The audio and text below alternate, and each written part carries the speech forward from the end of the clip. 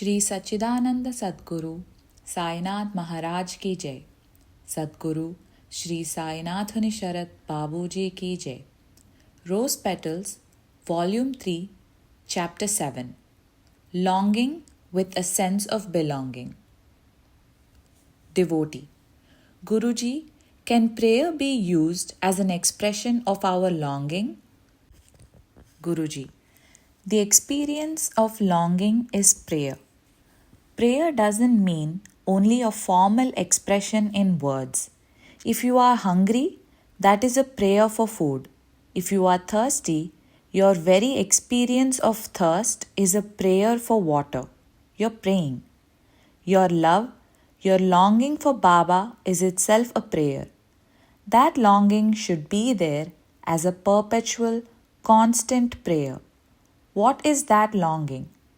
Deep down, it is the sense or the feeling of belonging. I belong to Baba, Baba belongs to me, and experiencing that sense of belonging. Because you are not yet able to experience it fully and concretely, in order to bring it into your tangible experience, there is longing. And as long as you have that keen experience of longing, that is prayer, that is meditation, that is the spiritual quest, that is sadhana. Do you follow what I am saying? Devotee: so once you have that longing and realize you belong to Him, then that brings fulfillment. Is that what you are saying? Guruji: the experience that Baba belongs to me and that I belong to Baba. Devotee: does everyone have that longing to some degree?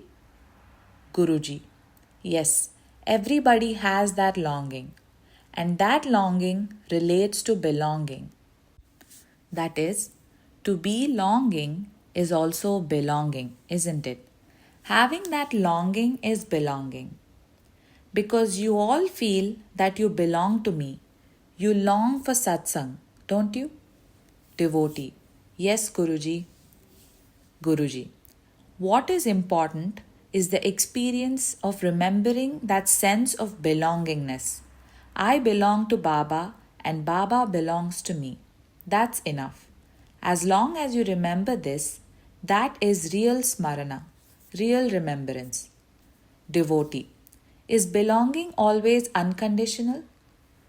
Guruji: whether it is conditional or unconditional, as long as you remember, it is enough. And I don't understand what you mean by unconditional. Devotee: what I meant to say was that most of the time when I have a desire and I ask Baba, if He gives, I feel that sense of belonging for only a moment, for a brief time.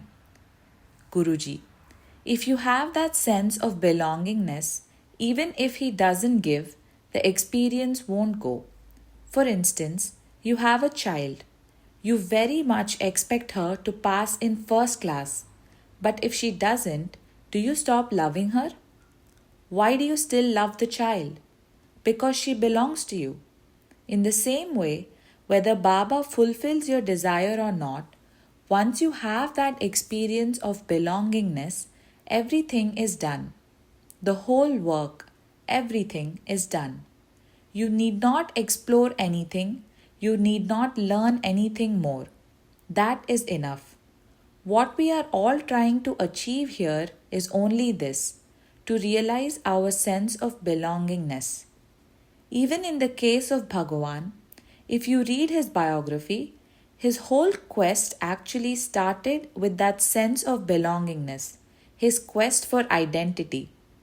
Ramana wrote in the note he left for his family upon leaving home, I have, in search of my father and in obedience to his demand, started from here. His quest was for his father. He felt, I belong to him. So he ran to Arunachala. Just read what he wrote in this perspective and you will see what I am telling you now. It sounds so simple, but it is not so simple. It is that sense of belonging. I belong to Arunachala. He is my father. I belong to him. At that young age, he didn't know who or what it was.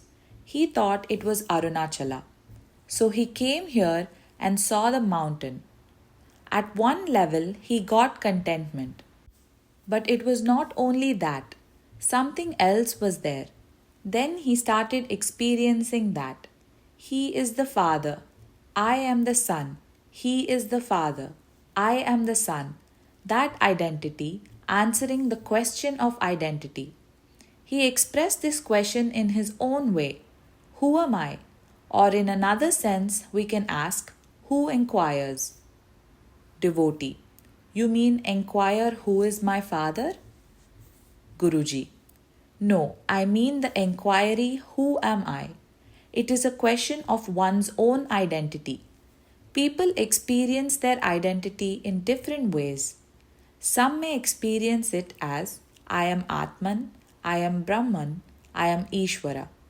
Others may experience it as Ramana Maharshi experienced it. What was his identity? The son of Arunachala. Like that, you can experience I am the son of Sai Baba.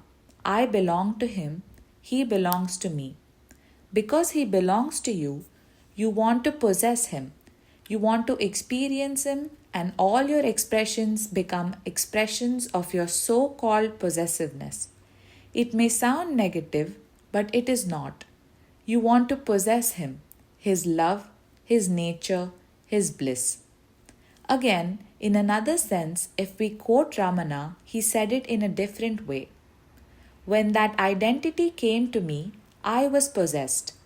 He used the Sanskrit word avesham as if some spirit has possessed him, not negatively, but in a very beautiful way. He was possessed by a greater identity, and that possession, by a greater sense of identity, transforms us because the crux of all our thoughts, all our emotions, rests on our identity, this I-ness. Once our identity starts changing and transforming, then all the other things in our life and all our experiences based on our identity also start transforming. That is the moola, the root. What is the root? Identity. That is why Bhagavan said, know who you are. Find out who am I. First know your own identity.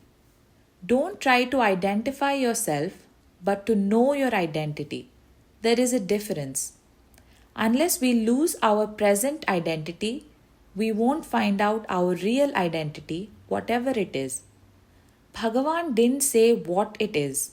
His experience was one answer, his own.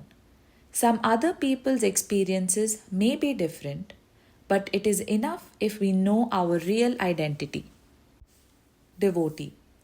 Do love and longing transcend ego? Guruji. Yes, love always transcends ego. Devotee. When there is longing, it presupposes a duality of lover and beloved, doesn't it? Guruji. Longing is what gives the pull to go beyond duality. Take two persons, a man and woman, who love each other. They each want to possess the other. Actually, duality is present. He is here, she is there, and there is longing between them. But once they are together, when their union takes place, then it becomes I am you and you are me. We are not two, we are united together. At that moment, there is no he or she.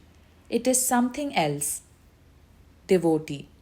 Can there still be longing in that state? Guruji. There is fulfillment. At that moment, fulfillment. But after fulfillment, again longing can come because the experience of fulfillment is transitory so long as it is the product of longing based on duality. Without duality, there won't be the longing to overcome it. So, longing helps us to transcend duality, or as Ramana said, to use a thorn to remove another thorn. Bhagavan's longing was to see and experience Arunachala, which brought him the fulfillment of being united with it.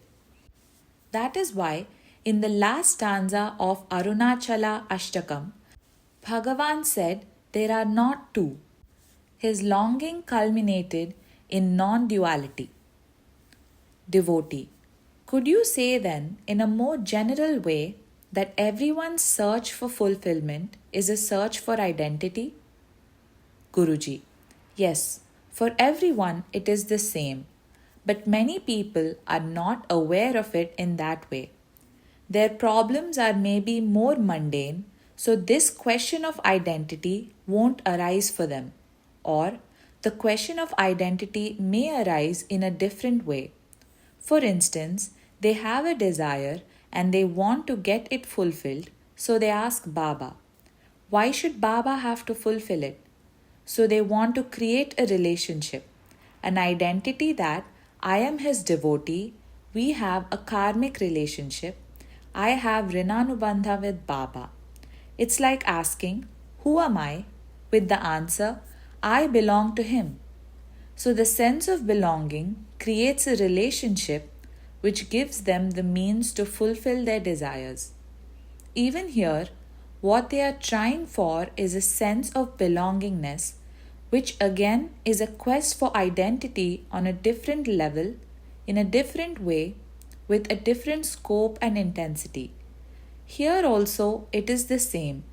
We read Baba's life, we do Baba's Nama, repeating Sai Baba, Sai Baba. What is all this?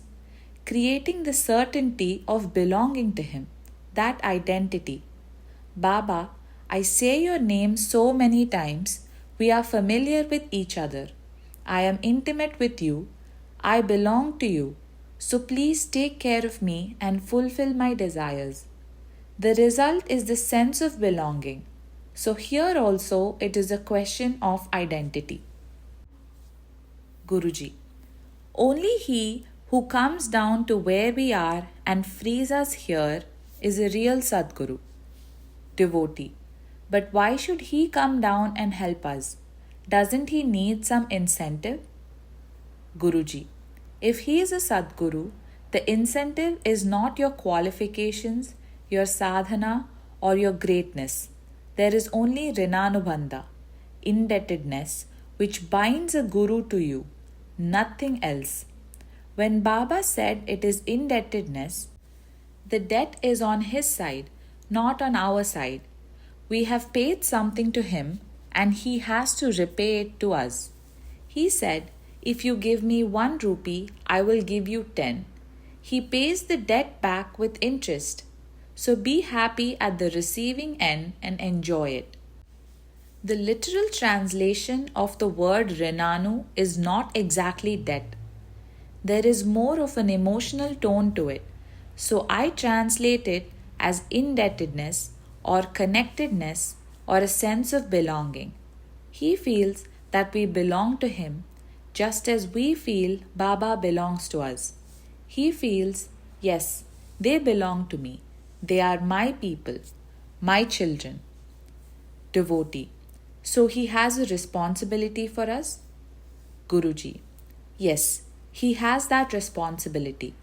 And his responsibility is shown in his responsiveness, how he responds to your wishes and prayers. To be able to respond is being responsible, isn't it? Devotee. Guruji, if we sincerely pray to Baba, is that what puts us in the magnetic field of the Sadguru, the longing and praying? Guruji. Yes, but that longing is so abstract. The words are good and they sound beautiful to say, and in poetry it is even better. But in reality, they are so abstract that they are not palpable enough. We have to express our longing, so we do things like translating Baba's charitra or having satsang or drawing a picture of Baba. All these things are expressions of that longing. But we should take care that it really expresses our longing. Simply drawing a picture or making a translation is of no use. We should always check whether it's really expressing our emotion and longing. Devotee. Is it by questioning ourselves that we get clearer about how to express our longing and that increases our happiness? Guruji. Yes, the happiness and longing increase, and as the longing increases, you become closer to Him. The more you long, the more the length between you and Him decreases. That's the beauty of it. The longing is not becoming longer because as it brings you closer, the sense of separation is less. Devotee. But the longing is both sweet and painful, isn't it? Guruji. Yes, both sides are there. It can be painful because of the separation that we feel, but longing also implies an underlying emotion of belonging. As long as that is there, the longing is also thrilling and beautiful. It is wonderful to long with a sense of belonging. Shri Sachidananda Sadguru Sainath Maharaj ki jai. Sadguru Shri Sainath Nisharat Babuji ki jai.